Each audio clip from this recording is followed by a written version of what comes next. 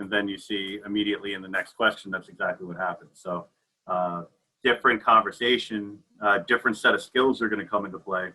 And also it requires some prior knowledge that maybe is a little iffy for you, maybe not, I don't know.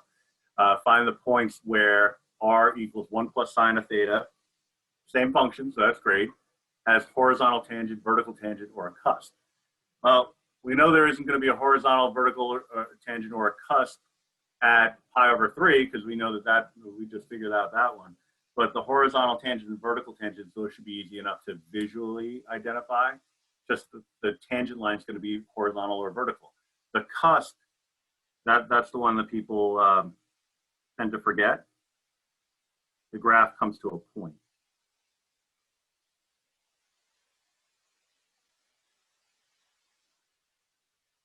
All right, so if the graph comes to a point, let me fix that in. Then it would have a cusp or a corner, but typically the corners only happen with piecewise functions, so we're not really concerned with that. All right, it's very easy to identify the cusp in this graph, which is great news. It doesn't always play out that way, so when it's obvious, it's nice because then you look at it and say, okay, I see where the cusp is. There's exactly one of them. In terms of the horizontal and vertical tangents, that's a different story also because you can see them, but you still got to carry out the process. All right. So I'm going to need tangents or tangent line information. So we're talking about the slope of the tangent line. And again, I got the stray little dash here, so I got to get rid of that. But if I can turn my pen on, so that should be equals, and this is dy dx. All right, so we still have all the same information here, but they didn't tell us anything about theta, which sucks. We need to figure that out. All right, so the one thing we could do immediately is jump right into the derivative, though. So I know that r is equal to 1 plus sine of theta. Recording, good. The r d theta would be equal to cosine theta. All right. We don't want to reinvent the wheel too much because we did some numerical computations on the previous page, but that's not really going to get us too far. One thing that we could use is the fact that the r d theta is equal to cosine, but that wasn't a difficult derivative. Okay, so dy dx is going to be equal to, we got the r, now is 1, or given as 1 plus sine of theta. That's going to be multiplied by the cosine that's already there, plus the sine that's already there, times the r d theta, which is cosine. On the bottom, r again, 1 plus sine theta, negative sine theta, plus cosine theta, and another cosine theta. Make this look a little nicer. All right, so now we have something to work with. We could clean it up a little bit, but we're going to have to do some algebra here. So we're going to have cosine plus cosine sine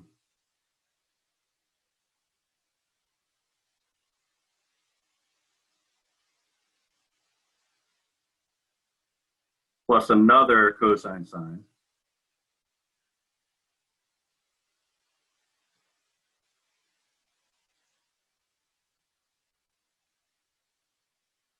And on the bottom, I'm going to distribute the negative through, and I'm going to have negative sine theta minus sine squared theta plus cosine squared theta.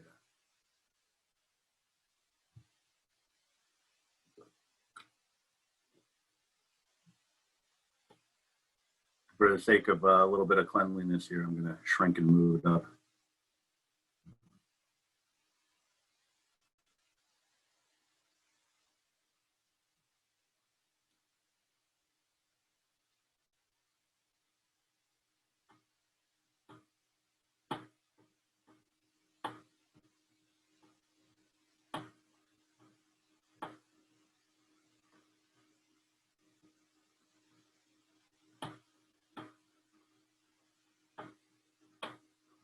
All right, so I have a derivative model. Now I need more, I can't just leave it this way. I do have some like terms, not many, but some, that's good. So I could put these two guys together.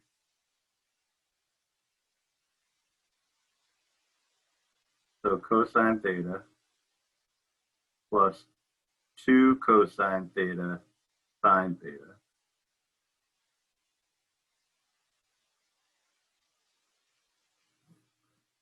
Actually, there's a GCF there that we could factor out. We could have actually factored it out earlier, but I didn't, so here we are. On the bottom, there's a couple of avenues that we could take. One is kind of like the road less traveled. You can go with a trig identity, because if you factor out a -1 from the negative sine squared plus cosine squared theta, you can get a double angle rule. That would be a way to do it, but what we kind of want is consistency when we're dealing with trig, and the consistency comes generally, there are exceptions of course, but generally when we're working with the same trig function. Right? So I'm going to replace the cosine squared theta with a 1 minus sine squared theta.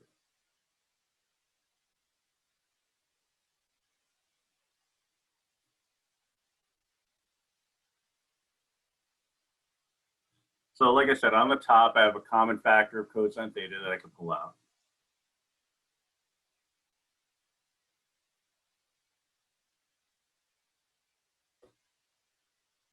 On the bottom, I'm going to combine some like terms. I got my negative sine squared and another negative sine squared. So it's 2 of those. There's 2 of them. So negative 2 sine squared theta minus a sine theta plus a 1. All right, trinomial. Trinomials are great, except when they have, when they're made up entirely of trig functions, in which case they're fun, just you don't want to have to deal with that on the test. It is what it is, though. All right. So on the top, cosine theta, same stuff, plus 2 sine theta. On the bottom, I can pull out the -1 first to kind of get things moving. But I could also kind of operate under an assumption. I don't know how strong your algebra skills are coming into this class. Some I would imagine more than others. But one strategy that you might have learned way back when you were first learning how to factor is make an assumption, and the assumption would be that something's going to cancel. That's not always going to play out, but if it does, then you're kind of ahead of the game. So I'm going to make an assumption that this expression here, I'm going to I'll write it in a slightly different way, 2 sine theta plus 1 is one of the factors, because if it's not, then it's not going to simplify any further. And that's the real assumption that I'm making, is that it's going to simplify further. All right. And so if it's going to boil down the right way, I want to make that assumption. And in order for this to play out further, in order to end up with a negative sine squared theta, this would have to become a negative sine theta. And then this would have to be a positive 1. If that didn't work, then we'll try other strategies. You might even have to get completing the square involved and stuff like that. But you prepare for the worst and hope for the best. Right. So I look in my outer product. I'm looking at 2 sine theta.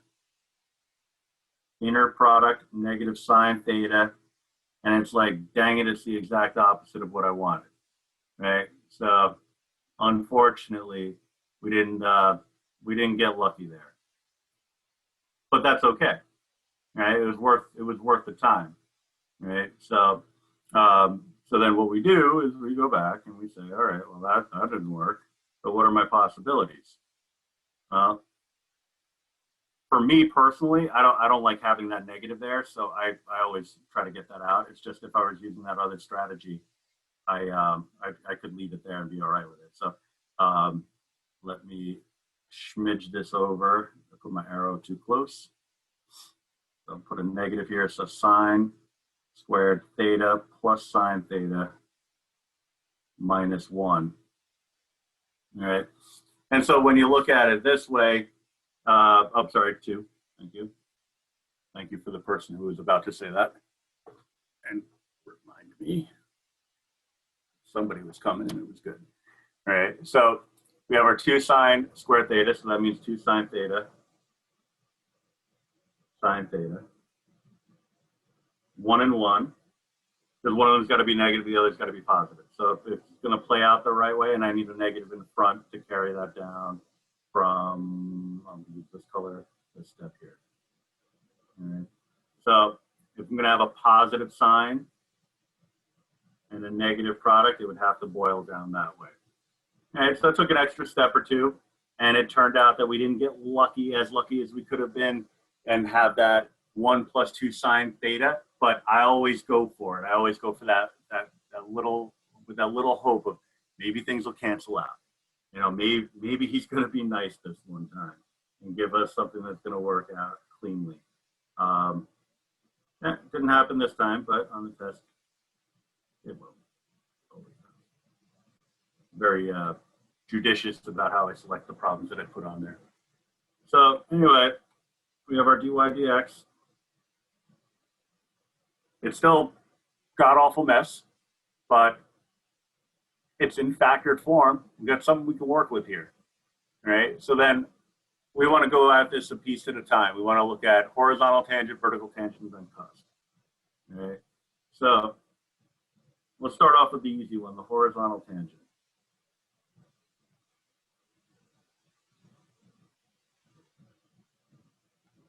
So for a horizontal tangent, what you're doing is you're taking your derivative, setting it equal to 0, and solving for the value of, in this case, theta.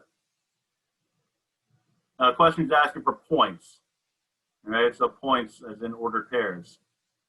So we got to be mindful of that. But in terms of strategy, it's pretty much the same as it would be in a Calc 1 class. We're setting it equal to 0. It's a fraction. When you set a fraction equal to 0, it's really 0 over something other than 0, like a 1 or some other constant. Then you cross multiply. In this case, the entire denominator is out of the way. We have cosine theta times 1 plus 2 sine theta is equal to 0. Right? Set each of those factors equal to 0 and solve. And just be mindful and respectful of the domain.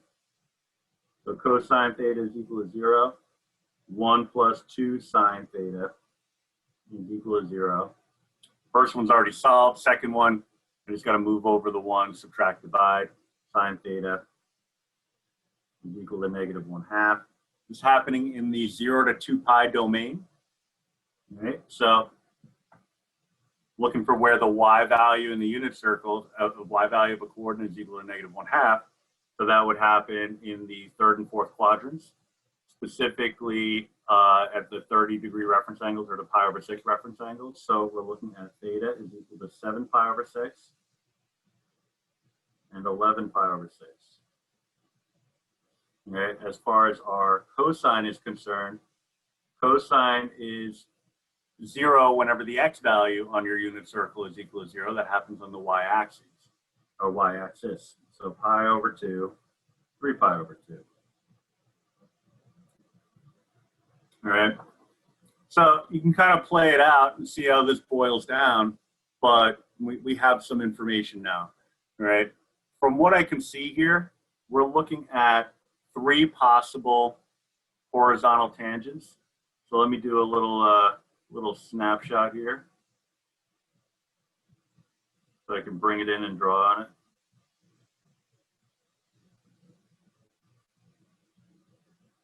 I like to have a little markings on it too. All right. So I'll just pop it down right over here. Oh, wrong thing. Undo. Said undo.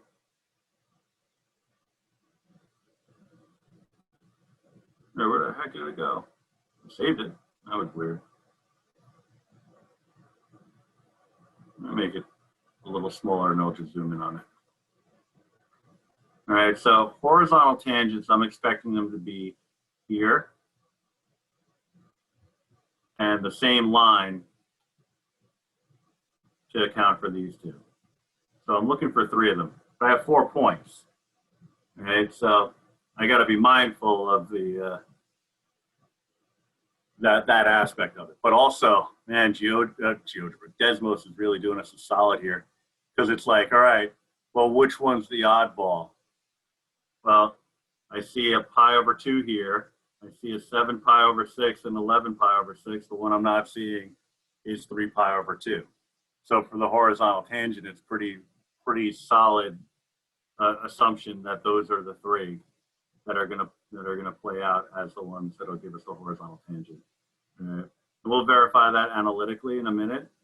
Specifically, why the 3 pi over 2 is not a vertical tangent, but we have to get into the vertical tangent work first before I can explain that. All right, so you got some information. Now we'll take a look at the vertical tangent.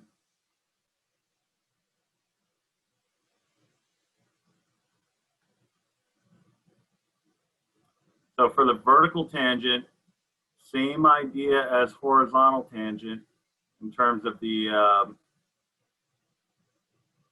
strategy, except we're not setting equal as 0 over 1. We're going to set it equal to 1 over 0, right? Because we want our derivative to be undefined. I almost put the 1 over 0 over 1, 1 over 0 is what I want. We want our derivative to be undefined, right? If a slope is undefined, that makes that a line that has that slope a vertical line. The only issue that comes about when dealing with vertical tangents is there's other ways in which a function could be undefined and still not be a continuous differentiable function, all right? So it's possible that from the set of values that we come up with here, that we might have a red herring or two where it's like, all right, well, some of these are vertical tangents, but some of them aren't, right? Now, we can use our knowledge of Desmos here and say, okay, well, we're looking at 2 vertical tangents here at this location and this location, right? So solid assumption, pi over 6 and 5 pi over 6. But if I come up with like an array of values that include other numbers aside for pi over 6 and 5 pi over 6, then I would know to dismiss those, right? But when I cross multiply here, I'm looking at 0 equals, but I'll write it as negative parentheses 2 sine theta minus 1 sine theta plus 1 is equal to 0. Good news on a very minor front, the negative goes away. Set each of your factors equal to 0. 2 sine theta minus 1 equals 0. Sine theta plus 1 equals 0. The sine of theta is equal to 1/2. Sine theta is equal to negative 1. All right. So where is sine, like just thinking about the unit circle, where is sine going to have a y value of 1/2 versus second quadrants with a reference angle of 30 degrees, so pi over 6, and those values would be pi over 6 and 5 pi over 6. And sine is equal to negative 1 in only one place at the coordinates 0, negative 1, which is at 3 pi over 2. All right, so we're looking at these two as being the winners based off the graph. But then, and this is what I was talking about before, we can only really make a determination about the cusp after we've done the horizontal and vertical tangents. Because when you have a common solution in both categories, what that means is that you have a common factor that would have, well, common factor is a strong word. Wouldn't necessarily be a common factor, but what it would be is equivalent factors, where if I did some juxtaposing and converting, if you know how to convert a sine function into a cosine function, then we could have gotten the sine theta plus 1 to be equivalent to cosine theta for this particular value, and then it would cancel out, right? But we only know that after we do the numerical analysis. because it's not always going to be the case that cosine theta and sine theta plus 1 are equivalent, just for for a few special values, right? So that common numerical result indicates the presence of a possible cusp, right? So it tells us that we have a possible cusp, red, possible cusp at theta is equal to 3 pi over 2. And again, that's because it's a solution that is in common between the horizontal and vertical tangents, right? So now we just have to go through and make sure that we're stating our final answer for each category. So we have the horizontal tangents, right? It's always in the coordinate form r comma theta. So I have an r. I'll just box it in over here. R is equal to 1 plus the sine of theta, right? So I'll jot that down over here.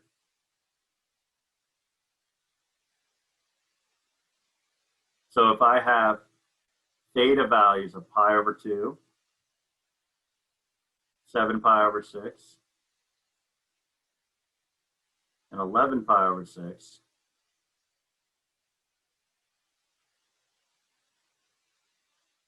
I can pop them into this formula and get the corresponding r values. So r would be equal to 1 plus sine of pi over 2. So 1 plus 1 is 2. R would be equal to 1 plus the sine of 7 pi over 6. Sine of 7 pi over 6 is -1, third quadrant. The 1 minus, I'm sorry, -1/2 is what I meant to say. 1 minus a half is a half. And we'd be looking at the same thing for the next one, right? Because it's the same values, right? So sine of 11 pi over 6, fourth quadrant still going to be -1/2. So 1 minus 1/2 is going to be 1/2, right? So then this is our way of verifying it. I have my horizontal tangents at 2 comma pi over 2,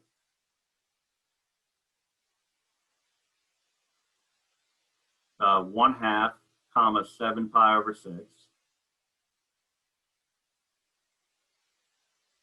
and then 1/2 comma 11 pi over 6.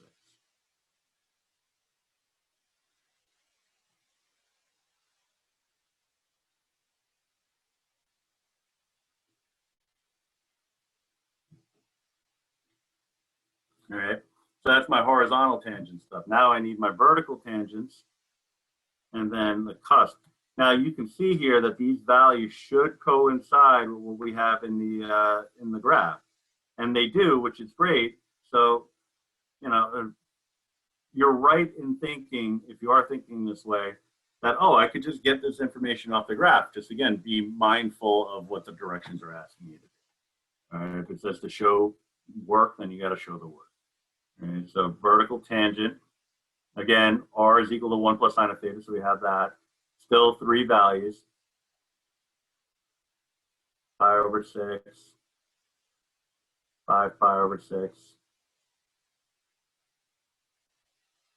and 3 pi over 2.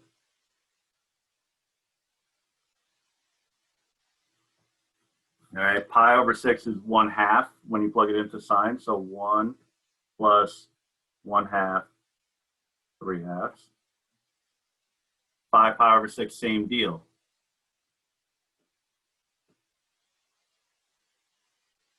All right. Sine of 3 pi over 2 is -1, right? Because that's downtown.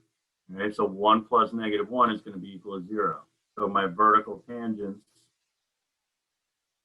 3/2 comma pi over 6. Then you have 3/2 comma 5 pi over 6. And then the last one is 0 comma 3 pi over 2.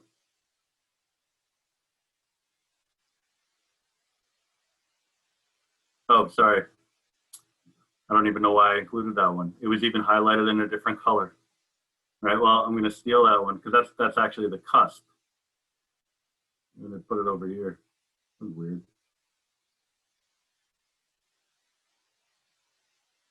Get a color change, put it on red. So then our cusp is at 0, 3 pi over 2.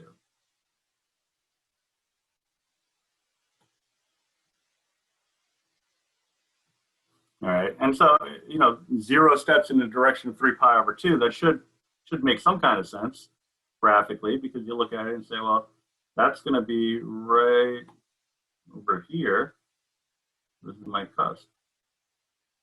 So I got my vertical tangent, horizontal